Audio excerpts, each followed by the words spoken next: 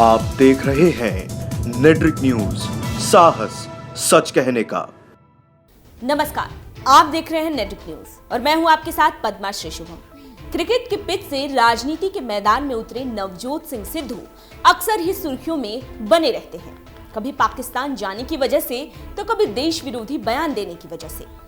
अब इस बार भी वो सुर्खियों में है, तो आइए जानने की कोशिश करते हैं कि आखिर इस बार उन्होंने ऐसा क्या कह दिया या क्या कर दिया जिससे उनके नाम की चर्चा जोरों पर हो रही है। दरअसल हुआ ये कि मुस्लिम बहुल इलाके में सिद्धू एक चुनावी जनसभा को संबोधित कर रहे थे।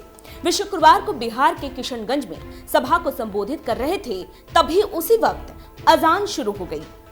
दर्शकों में बैठे किसी शख्स ने कहा कि मस्जिद में अजान शुरू हो गई है। फिर क्या था, सिद्धू ने झट इस मौके को लपक लिया और भाषण छोड़ जोर जोर से नारे लगवाने लगे। सिद्धू ने ऐसे समय में कहा कि नारा लगाओ, सब दोनों हाथ उठाकर नारा लगाओ।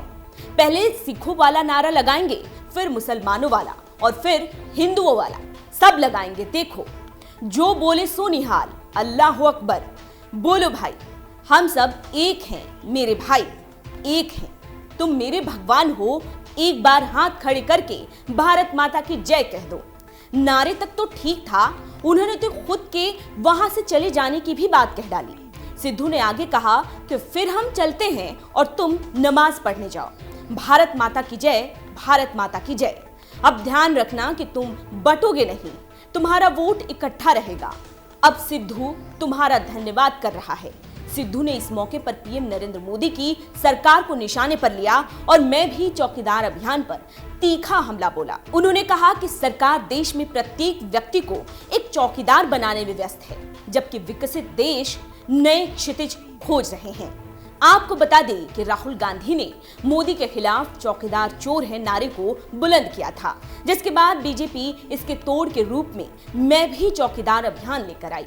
सिद्धू ने आगे कहा कि चीन पानी के नीचे रेल लाइन बिछाने में लगा है, अमेरिका अंतरिक्ष में जीवन को बरकरार रखने की संभावनाओं को तलाश रहा है, रूस अविश्वसनीय रोबोट लाने में लगा है और यहाँ के लोग सभी को चौकीदार बनाने में जुटे हैं। उन्होंने आगे कहा कि ये चौकीदार बड़े उद्योगपतियों के महलों की सुरक्षा करते हैं, उन्हें आम लोगों की कोई चिंता नहीं है। सिद्धू ने बीजेपी के नारे सबका साथ सबका विकास को खोखला बताते हुए कहा कि इस सरकार में अडानी और अंबानी जैसे लोगों को ही विकास का अनुभव हुआ। सुप्रीम कोर्ट ने राफेल को लेकर जो कहा उसका भी सिद्धू ने अपनी रैली में जिक्र किया और कहा कि वे संवेदनशील कागजात को नहीं संभाल सकते, वे देश चलाने की क्षमता के बारे में क्या बोल सकते हैं। एक समय में सिद्धू बीजेपी के भी नेता रह चुके हैं, लेकिन कांग्रेस में आते ही उनके तेवर बदल गए और वो उस वक्त से ही बीजेपी के लिए आग उगलते रहे हैं। कुछ साल पहले कांग्रेस का दामन थामने वाले सिद्धू मौजूदा वक्त में पंजाब सरकार में मंत्री भी हैं। सिद्धू अपने बयानों से बीजेपी को घेरना चाहते हैं और इसके लिए वे किसी भी मुद्दे पर बेबाकी से बयानबाजी करते हैं। ऐसे में देखना यह होगा कि उनके द्वारा की गई बयानबाजी जनता को कितना भाती है। अभी के लिए इतना ही।